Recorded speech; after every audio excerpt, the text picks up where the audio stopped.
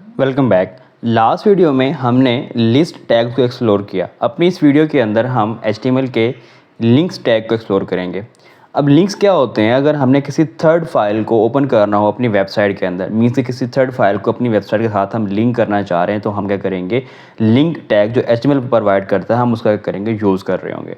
या कोई हमारी इंटरनल फाइल भी हो सकती है जिसके साथ हम उसका लिंक क्रिएट करना चाह रहे हैं। अपनी वेबसाइट के अंदर लिंक्स क्रिएट करने के लिए हम एचटीएमएल का एंकर टैग यूज़ करेंगे। एंकर टैग क्या होगा? जस्ट अपनी वेबसाइट में एंकर टैग एंडिंग और स्टार्टिंग टैग के साथ डिफाइन करते हैं, जो कि हमें एक href के एट्रीब्यूट के साथ मिलता है। href क्या होता है? हाइपर रेफरेंस होता है उस रिसोर्स का जिसके साथ हम अपनी वेबसाइट को इस एंकर टैग का जो हमारी वेबसाइट में जहाँ भी यूज़ कर रहे हैं उसके साथ लिंक करना चाह रहे हैं। तो एक हमसे एक कंटेंट लेगा जिस पर्पज़ के भी लिए ये हमने लिंक डिफ़ाइन किया। लेट्स अभी के लिए मैं अपने ब्राउज़र में इस फाइल को अगर ओपन करूं तो यहाँ पे ये मैंने एक्सटेंशन यूज़ की हुई है जिसे आप यूज़ करके अपने ब्राउज़र में ओपन कर सकते हैं, लाइव सर्वर। तो अभी क्या करेंगे, हम इससे हेल्प से ब्राउज़र में ओपन करते हैं और यहाँ पे मैं कोई भी एक फ़ाइल ओपन कर रहा हूँ, कोई भी हमारी हो सकती है। जैसा कि हम आजकल T20 वर्ल्ड कप चल रहा है, हम T20 वर्ल्ड कप की जो वेबसाइट है उसके साथ अगर अपने इसको लिंक करना चाहें तो हम उसके साथ भी लिंक कर सकते हैं। जस्ट क्या करेंगे, यहाँ से उस वेबसाइट पे जाएंगे और उसका URL कॉपी करते हैं। हमारे पास ये वेबसाइट का यहाँ पे URL आ गया, मैं इसे कॉपी करता हूँ। कॉपी करने के बाद अपने VS कोड में आता हूँ, इस एंकर के href के अंदर इसे पास कर देता हूँ। साथ में यहाँ पर लिख देता हूँ T20 वर्ल्ड कप, ठीक है। सो अभी से जाके ब्राउज़र में हम रन किया हुआ जाके चेक करें तो हमें यहाँ पे नज़र आ रहा है कि ये कोई एंकर टैग है जो कि हमें इस पेज में दिख रहा है। अगर मैं इस पर क्लिक करूँगा तो ये क्या होगा, इसी पेज के अंदर वेबसाइट हमारी लोड हो जाएगी। मींस क्या होगा कि जिसके साथ हमने लिंक किया था वो यहाँ पे लोड हो जाएगा।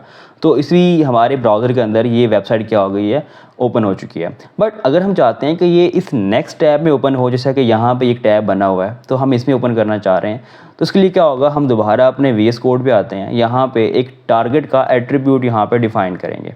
बेसिकली टारगेट क्या होगा, अगर हम बाय डिफ़ॉल्ट जो हमें इसका वैल्यू मिलती है वो सेल्फ होती है। अगर मैं इसे क्या कर दूँ, यहाँ पे ब्लैंक कर दूँ, सो ब्लैंक करने से क्या होगा, इस हमारी वेबसाइट को जिस साथ हम लिंक कर रहे हैं इसे नेक्स्ट टैब में ओपन करेगा।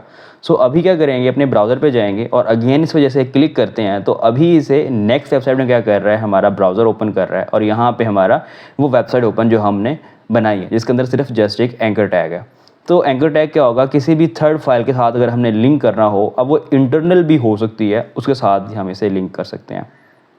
एडिशनली कोई हमारे पास डाउनलोड की कोई फ़ाइल हो जिसे हम डाउनलोड करवाना चाह रहे हो कि हमारा यूज़र जैसे ही उस पर क्लिक करे वो डाउनलोड हो जाए, तो उसके लिए क्या होगा, हम उसका रिलेटिव पाथ यहाँ पे देंगे इसके अंदर और साथ में ही सिर्फ यहाँ पे एक डाउनलोड का क्या करेंगे, हम एट्रीब्यूट डिफाइन कर देंगे जिसकी कुछ वैल्यू नहीं होगी, जस्ट डाउनलोड होगा। तो यहाँ पे अभी के लिए क्या करता हूँ, मैं यहाँ पे कोई अपने सिस्टम से इमेज जो पड़ी हुई है उसको लिंक कर देता हूँ। सो यहाँ पे एक कोई भी इमेज जो पड़ी है, आई डोंट नो कौन सी इमेज है, बस मैंने इसका रिलेटिव पाथ यहाँ पे पास कर दिया। तो अभी जाते हैं हम पहले इसका यहाँ पे कंटेंट भी अपडेट कर सकते हैं, डाउनलोड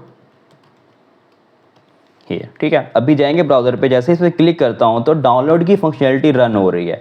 अभी उसका पाथ एलिमेंट है कि नहीं है, एग्जिस्ट करती है कि नहीं, वो नहीं है मैटर, बट यहाँ पे वो डाउनलोड की फंक्शनैलिटी क्या कर रहा है, रन कर रहा है। सो एंकर टैग हम कब यूज़ कर रहे होंगे, जब भी हमने किसी थर्ड फाइल से क्या करना होगा, लिंक करना होगा अपनी वेबसाइट को, तो वहाँ पर हम HTML का प्रोवाइड किया हुआ एंकर टैग उसे एज अ लिंक क्रिएशन के लिए यूज़ कर रहे